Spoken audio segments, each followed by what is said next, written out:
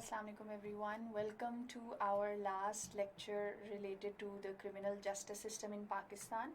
और इस लेक्चर में हम एक ओवरऑल एनालिसिस करेंगे पाकिस्तान के करंट क्रिमिनल जस्टिस सिस्टम पे, ताकि जब आप लोग इसकी तैयारी करें और इससे रिलेटेड इंफॉर्मेशन गैदर करें तो आपको एक प्रिसाइज आइडिया हो कि आपने किस डायरेक्शन में काम करना है, आपने किन किन चीज़ों पे फोकस करना है, किन चीज़ों को एनालाइज करके उनकी आपने रेमेडीज़ ढूंढनी है. So without further do let's begin the lecture. So, I want to start by mentioning some very important recent and some not so recent data from Pakistan's criminal justice system. अब इसमें हमारी investigation, trial, prison, each and everything included है, as you know we studied in the previous lectures.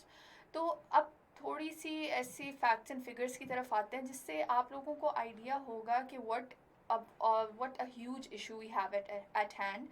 और currently जो पाकिस्तान में situation है वो कितनी what is the horrible state it is in. So according to the World Prison Brief, now this is basically a report published by the Institute for Crime and Justice Policy Research. According to this, in 2009, pre-trial detainees in Pakistan's prison made up of 62.1% of the total number of prisoners. 62.1%. ये तकरीबन 2/3 से थोड़ा सा कम है. Almost 2/3 of the prisoners, 3 में से 2 prisoners हमारे prison में ऐसे हैं जो अभी तक कन्विक्ट ही नहीं हुए, उनका अभी ट्रायल चल रहा है और कन्विक्शन से पहले वो प्रिजन में. If you people have an idea, मतलब इस तरह की बहुत सी सिचुएशंस हैं. आगे मैंने 2 एग्जांपल्स भी मेंशन किए हैं कि what are the implications of this. इसका बेसिकली मतलब ये है कि ये लोग ऐसे हैं जो अभी उनका ट्रायल चल रहा है, अभी जज ने उनको गिल्टी नहीं कहा, लेकिन ट्रायल चलते चलते वो लोग प्रिजन में है, they waiting in prison for their case to be heard. अब इनमें से 62.1% ऐसे लोग हैं जो अभी तक कन्विक्टेड नहीं है, मीनिंग प्री ट्रायल डिटेनीज जिनका ट्रायल चल रहा है. So what are the implications of this? One very important example is in 2018 Supreme Court ordered the release of 21-year-old man named Mohammad Adnan. अब 2018 में क्या हुआ? Supreme Court released Mohammad Adnan, who was arrested 11 years ago when he was charged with trafficking drugs at the age of 10. What does this mean? कि Mohammad Adnan was 10 years old, उस पर एक charge लगा कि ये ड्रग ट्रैफिकिंग कर रहा है. He got arrested, he went to jail. After 11 whole years, when he turned 21, the Supreme Court realized that he is not guilty and he was released. So 11 years this person stayed in jail, a child stayed in jail for something he did not do. Why? Because the trial procedure was so slow. It took 11 years, and 11 years an innocent person was in jail. Another example, in April 2004, the Apex Court acquitted a woman, Asma Nawab, and 2 others in a 20-year-old case. एक 20 साल पुराना case था related to the killing of her parents and brother. The acquittal was based on grounds of insufficient evidence. 20 साल बाद उनको, 20 साल उस औरत ने जेल में गुजारे. 20 साल बाद उनको रियलाइज हुआ कि there was not enough evidence to convict her and she was released, she was acquitted. So आप खुद देखें, 20 साल एक इंसान जो बाद में पता लग रहा है कि ही इज़ नॉट गिल्टी, 20 साल वो जेल में गुजार ले. So this is basically what happens when you have so many pre-trial detainees in your prisons. अब ये तो एक चीज़ एस्पेक्ट हो गया. What about another? In 2019, the occupancy level of prisons was 133.8%. मतलब अगर 100 लोग होने चाहिए, let me give you an example, अगर 100 लोगों की जगह है तो 133 लोग आपके जेल में हैं. तो ये बेसिकली शो करता है overcrowding of the jails. 43% of cases filed, this is a report by UNDP which was published in 2012. इसके मुताबिक ऑलमोस्ट आधे केसेस ऐसे हैं सिंध कोर्ट में that took 5 to 10 years to be resolved. What a slow justice system के almost आधे ऐसे cases हैं जिनको सॉल्व होते होते 5 से 10 साल लग जाते हैं. And according to the Legal Aid Office, इन्होंने एक स्टडी की थी. According to a study conducted on any given day, there was a 58.6% chance that their case would be adjourned. Adjourned का मतलब क्या होता है कि वो होता ही नहीं है, वो ट्रायल होती ही नहीं है, वो कोर्ट डे होता ही नहीं है, वो पोस्टपोन हो जाता है, किस्म का पोस्टपोन हो जाता है. तो व्हाट डज दिस मीन कि एक इंसान की आज अगर पेशी है, ट्रायल है, the chance of that trial being postponed is 58.65%. तो जब बार बार बिला वजह इस तरह जजमेंट चलती रहेगी, तो व्हाट आर द चांसेस कि एक क्रिमिनल केस अगर कोर्ट में है, एक ट्रायल है, तो वो जल्दी से सॉल्व वो उसका डिसीजन आ जाए. It's very difficult. Some more things. There are, listen to the figures in this. There are 40,000 cases pending in the Supreme Court, 40,000 in the Supreme Court, about 300,000 with the 5 high courts, and 2 million with the subordinate judiciary of the 4 provinces and the federal capital. Itne pending cases.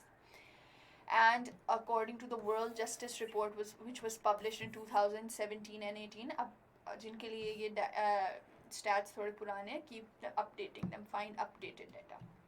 According to the rule of law of index, which measures whether ordinary people can resolve their grievances through the civil justice system, कि मतलब justice system से what are the chances of a person being able to solve their issues. Pakistan's score was the worst in the region. हमारे पूरे region में पाकिस्तान का score सबसे कम था, meaning the people, ordinary people here feel कि they cannot get justice. And 6th out of 6, मतलब हमारे region में 6 countries में से we were 6th. And globally it stood 105th out of 113. मतलब 113 countries में से 105 पे पाकिस्तान था. That is how low and how frustrated our people are from the criminal justice system. So why is it so? अब आपको पता है कि criminal justice system को चलाते वही 3 चीज़ें हैं: our police, the investigation phases, our prosecution and our judiciary. अब इन तीनों चीज़ों पे मैं जल्दी I will go over them to highlight some of the major issues and point out some of the solutions. आप लोगों ने do not completely rely on this. I am presenting this to you so that you can be guided, और आप इन चीज़ों को mind में रख के इस हिसाब से फिर आगे अपनी तैयारी करें. सिर्फ इन पे आपने stuck नहीं रहना. But a lot of candidates, they have trouble not knowing where to start. So this is just telling you where to start. So let's start with the police and investigation. पहली बात की corruption at all levels. ये हमने जब police को individually किया था, we went over these points, so I am just going to go over these quickly. Corruption at all levels, lack of training specially of the lower staff, ये हमने बात कर चुके हैं. Political influence limits fairness, outdated laws and legislations, understaffing and lack of resources. And जो हमारे judiciary criticise करती है section 54 and 169 of the CRPC के पुलिस को ज़रूरत से ज़्यादा यहाँ पे अथॉरिटी दी हुई है जिसको वो मिसयूज़ कर सकते हैं. ये तो हमने पिछले उसमें कर लिया था. We discussed in detail some extra points. Limited use of modern investigation techniques at a local level. अब आपका कोई बहुत ही इंपॉर्टेंट केस आ जाए, उस पर तो हर तरह की चीज़ें यूज़ कर लेते हैं, लेकिन एक आम बंदा एक गाँव में, एक छोटे शहर में, एक और नॉर्मल इंसान का जो केस है, व्हाट आर द चांसेस कि वहाँ पे आपको फोरेंसिक साइंस या साइबर आपके पास साइबर क्या कहते हैं टेक्निक्स यूज़ होती हैं to solve them. The chances are very slim. तो एट अ लोकल लेवल हमारे पास ये मॉडर्न टेक्निक्स नहीं यूज़ हो रही. FIR is considered as the entire case file when it is only the initial report. ये एक बहुत बड़ा मसला है कि जब हमारे यहाँ केस स्टार्ट होता है, आपको पता है कि the starting part is the FIR. उसी FIR पे जो फैक्ट्स एंड फिगर्स लिखे हुए होते हैं, उन्हीं को आप, वो जो इन्वेस्टिगेटर्स हैं, उन्हीं को वो पूरी अपनी रिपोर्ट समझते हैं. That the FIR is not your entire report, it is your initial report. तो उस वहाँ से स्टार्ट लेके आगे उसमें डेप्थ में जाना चाहिए. ये नहीं कि उसी की इन्फॉर्मेशन को ही आप अपने केस का सब कुछ समझो. Evidence is poorly recorded and stored. ये भी बहुत बड़ा मसला है. फिर जाहिर है जब एविडेंस उस तरह से क्राइम सीन ही सारा कंटेमिनेट हो जाता है, तो फिर इन्वेस्टिगेशन की ऑथेंटिक होने के क्या चांसेस रहते हैं. whereas the crime scene is often contaminated, poorly recorded and stored. Investigating of अच्छा ये एक बहुत बड़ा मसला है. Investigating officers make up only 13% of the police force. अब हमारी जो police force है उनमें investigation करने वाले जो officers हैं they are only 13%. जबकि इससे तो ज़्यादा ही होने चाहिए ना, मतलब इससे ज़्यादा ही बनते हैं कि जो जिन लोगों ने इन्वेस्टिगेशन करनी है, जिन्होंने क्रिमिनल्स को पकड़ना है, वो ऑफिसर्स ही 13% हैं, बाकी जो हैं वो फिर the other departments of the police. Huge imbalance between ratio of crimes and the investigators available. कि क्राइम्स और इन्वेस्टिगेटर, जितने क्राइम्स होते हैं और जितने इन्वेस्टिगेटर्स अवेलेबल हैं, इनके रेशो बहुत इम्बैलेंस्ड है. So these are the issues with the police. इनसे रेलिवेंट आपने सजेशंस ढूंढनी है और make sure that you back it up properly. Moving ahead to the prosecutors. अब प्रोसिक्यूशन की इंपॉर्टेंस और वो सारा कुछ तो हमने पढ़ लिया. What are the problems of the prosecution in Pakistan? The decision to take the case to the trial ultimately rests with the prosecutor.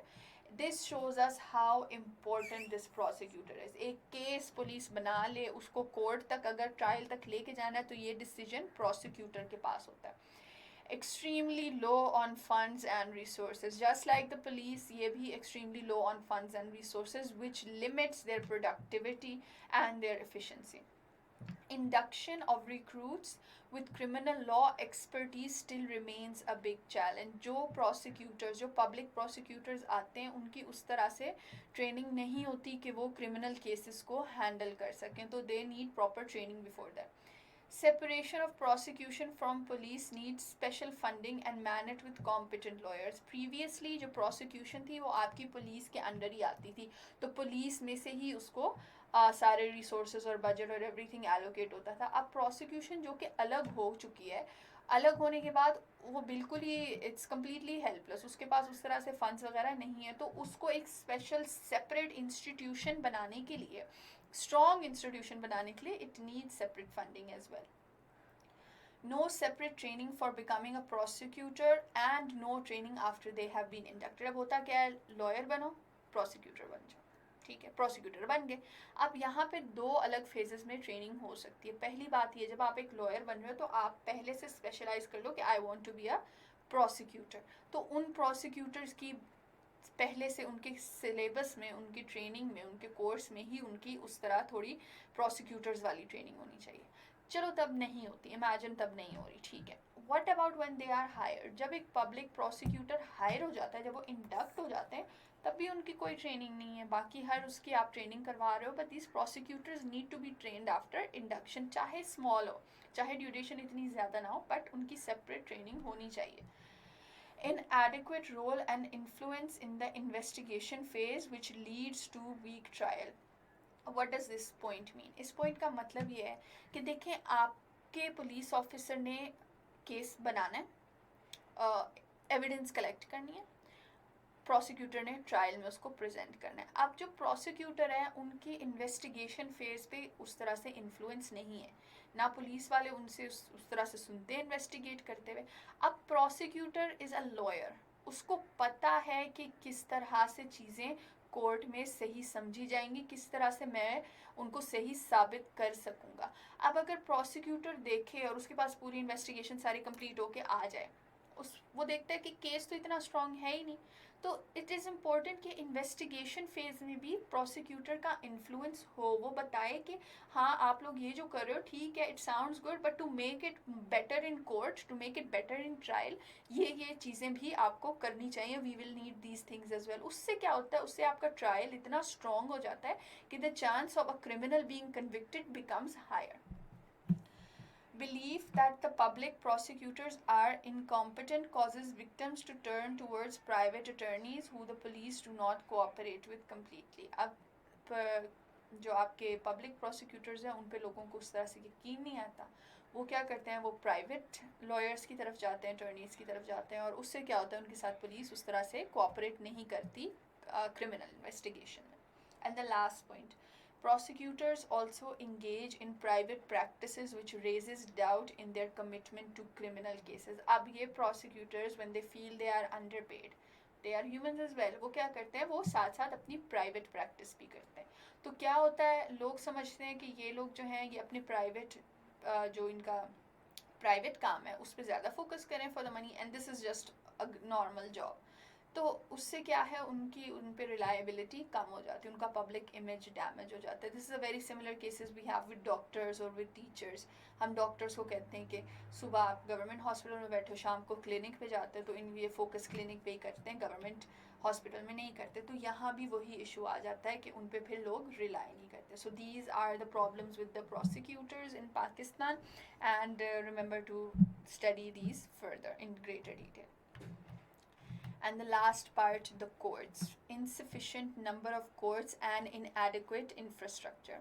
Obviously बात है कि number of courts बहुत कम है, infrastructure ठीक नहीं है, and even the number of judges are less. Police, lawyers and judges argue that the number of courts need to be doubled at least. Courts इतने कम है कि सब argue करते हैं, ये तीनों argue करते हैं कि the number of courts need to be at least double ताकि cases जल्दी जल्दी solve हो, trials मतलब सही time पे हो.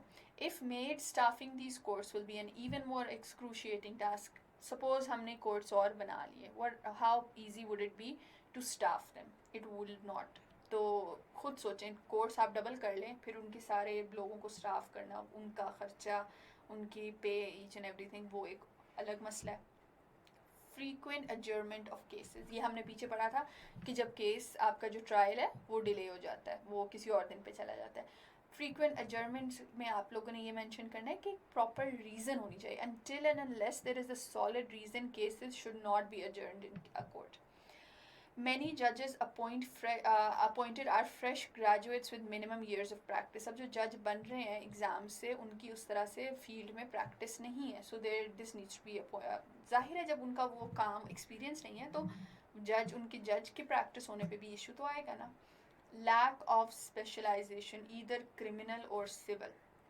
जजेस डू नॉट, उनकी पढ़ाई के टाइम पे और उनकी ट्रेनिंग वगैरह के टाइम पे उनकी उस तरह से कह लें आप, they do not specialize. It is important for a civil judge to specialize in it before, or a criminal person to specialize in it before. Criminal person handling, मतलब जिस तरह के कोर्ट में उन्होंने जाना है, जो उन्होंने जिस टाइप का जज बनना है, उनकी पढ़ाई पहले से इस तरह की होनी चाहिए कि वो उस चीज़ में स्पेशलाइज करें ताकि वो ज़्यादा अच्छा परफॉर्म कर सकें. Not enough protection for judges or special witnesses. अब ये भी बहुत बड़ा इशू है. We have heard many cases where judges have been killed, witnesses are frequently killed. तो हमारा उस तरह से कोई प्रॉपर, जिस तरह बाहर के मुल्कों में विटनेस प्रोटेक्शन होता है, वो चीज़ हमारे यहाँ नहीं है. ना जजेस की उस तरह से प्रोटेक्शन है, which hinders the productivity of the criminal justice system. Outdated criminal legislation, both substantive and procedural, कि जो हमारे पुराने ही कोड्स चले आ रहे हैं, थोड़ी बहुत उनमें अमेंडमेंट्स होती हैं, वही चले आ रहे हैं, उनमें कोई अपडेटेड उस तरह से नहीं है. तो ये भी एक इशू है. Instead of institutional reform, the judiciary has been more concerned with expanding its 184(3) jurisdiction. You all probably know what this is. हमारी judiciary अपनी वो issues ठीक करने पे वो अपने ये judicial activism की तरफ ज़्यादा है instead of judicial reform. And last, it is said that at times the district level courts are unable to ensure justice due to backlash from radical groups. अभी थोड़ा सा different point है, but इसको समझें. They believe the higher courts would change the verdict during an appeal. अब हमारे जो district level courts हैं, वो पता है उनको जहाँ से pressure मिलता है ना अपनी society में, ज़ाहिर है हर इलाके के वो बड़े लोग और वो तो होते हैं. तो ये जो district level वाले courts हैं, ये क्या करते हैं, ये प्रेशर में आके ये उनके हक में फ़ैसला कर देते हैं जो कि नहीं होना चाहिए, इन द होप कि जब ये अपील करके हाई कोर्ट या सुप्रीम कोर्ट में जाएगा तो ये डिसीजन ओवरटर्न हो जाएगा. तो इससे भी क्या होता है कि हमारे केसेस लंबे से लंबे अपील और ये सारा चलता रहता है, इंस्टेड के वो डिस्ट्रिक्ट लेवल पे ही सॉल्व हो जाए. सो this was a basic summary of some of the major issues in our criminal justice system, and I hope this helps you prepare while you are analyzing. इन्हीं चीज़ों पे आगे थोड़ा थोड़ा करके पढ़ते रहें ताकि आपका जो argument है वो build up हो जाए. So after this we are moving ahead to the juvenile justice system. हमारा next module, it'll be about the juvenile justice system and juvenile delinquency. So after understanding the criminal justice system, हमारे लिए easy हो जाएगा कि हम juvenile justice system को ज़्यादा अच्छे से समझ लें. So see you in the next module. Allah Hafiz.